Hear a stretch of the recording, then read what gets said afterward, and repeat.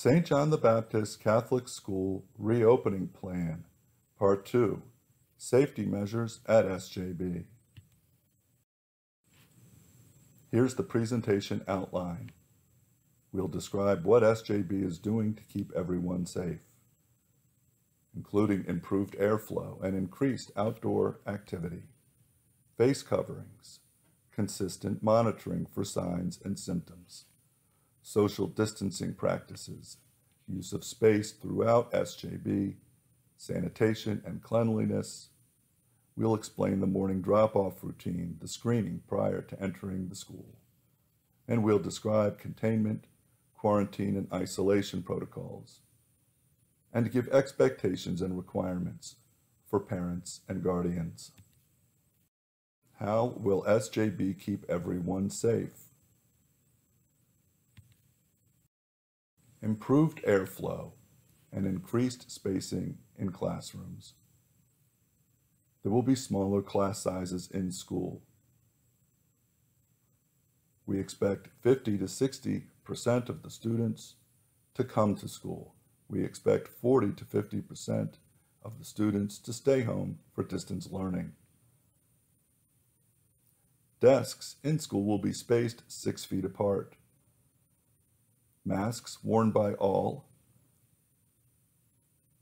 3-sided student desk shields with transparent fronts will be provided at all desks.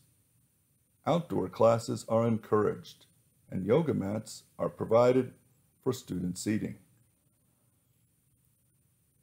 Optimal air system filters will be changed every 8 weeks, and doors and windows will be opened for improved airflow. Consistent monitoring for signs and symptoms. Health and safety training for SJB faculty and students. Screening for all students and staff each morning. And parents should assess their children every day for signs and symptoms. Parents and guardians are expected to leave their children home if they have any symptoms of an illness, such as fever, chills, cough, tiredness, aches, pains, sore throat, diarrhea, headache, congestion, runny nose, loss of taste or smell, difficulty breathing, nausea, or vomiting. Use of space throughout SJB. Students stay in the same room while teachers move room to room. Tents, chairs, tables, and yoga mats are available for outdoor lunch, outdoor breaks, and some outdoor classes. Small group lessons can take place in rooms with windows, in the art room, the computer lab, the library, the Lions Center, where 2 rooms are created with folding walls. Both rooms have outside windows. Sanitation and cleanliness practices. Electrostatic disinfection equipment for regular sanitation of school. 5 staff members have been trained to operate the industrial level disinfectant sprayer. Student hand washing every 90 minutes or so. Surface cleaning throughout the day. Disinfecting of surfaces and school materials during the school day. Deep cleaning and disinfecting will start each afternoon and through the night after students have left.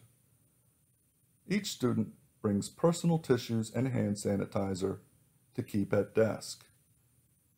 And families should consider having a 1 to 2 week supply of cloth masks that can be washed daily. The morning screening. At morning drop-off, 3 teachers move down the drop-off line to screen students. Each student has a daily temperature reading taken at the car. If the temperature reads 100 0.4 degrees Fahrenheit or more, the student must stay in the car. Each family is asked 3 questions about potential exposure. Once cleared, the parent drives away and the student enters the classroom. If a student is late, the parent will bring the late student to the front porch for a temperature reading there. What happens if a student has signs or symptoms? What happens if you suspect that your child has been exposed? Families inform the school of illness or potential exposure to COVID-19, at home or elsewhere. Inform the school as soon as possible. If a child has been exposed, the child must stay home for 2 weeks, and the student returns with doctor's written clearance. If a student has COVID-19 symptoms or signs, the student stays in the isolation room and the parent is notified that the child must be picked up. The child returns to school with doctor's written clearance. So what if someone is found to have symptoms at school? Well, the individual goes to the isolation room. The isolation room is the large study across the hall from the school office. There are attending staff members who wear personal protection equipment. Only they may enter the isolation room. The attendants record emergent and illness-like signs and symptoms and gather information about possible exposure. The parent is notified to retrieve the child. If a student has a confirmed case of COVID-19, the school coordinates with the Maryland State Department of Health on contact tracing. Student group members and contacts, students and teachers, are notified and told to quarantine. The school communicates the information and the response to the school families. The school schedule may be adjusted for cleaning. Requirements of families. A community-based approach to reducing risk of spread.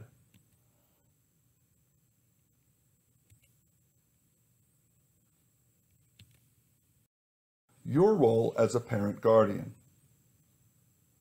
Reduce risk of exposure and spread throughout the school year. Inform the school and self-quarantine if you suspect exposure by someone in your household. Avoid non-essential travel.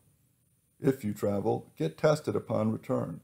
If you and your child visit a state with a positivity rate of 10% or higher, the child will have to learn by distance during a 14-day quarantine. If you suspect your kids are sick, keep them home and make an appointment with your doctor. Have backup babysitting options and other contingency plans in place. Avoid group gatherings and always practice social distancing and mask wearing per CDC guidelines. The in-school expectations for families. Families should report anyone in the household with exposure to the school right away. Self-quarantine. If you suspect that there's been an exposure, practice social distancing inside and outside of school, and comply with morning screenings. Remember, children may not be given fever-reducing medication in the morning. SJB faculty will report any potential exposure to the school right away. Self-quarantine and instruct from home if an exposure is suspected.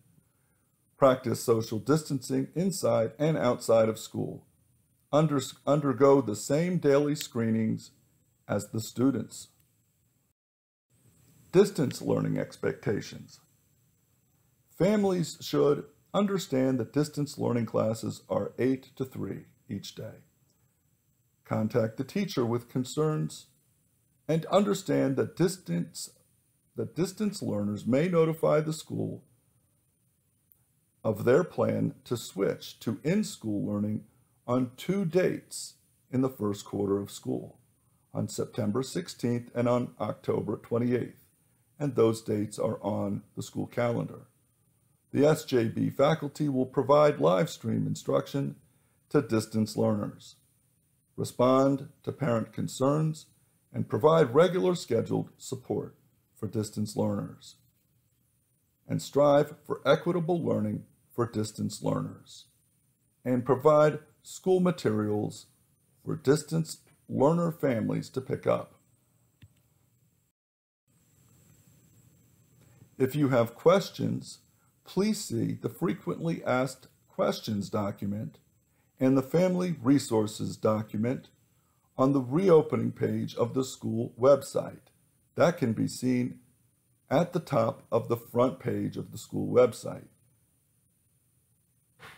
In your email with this presentation, there's a link to an online form where you may submit questions for the Thursday night whole school family meeting on reopening.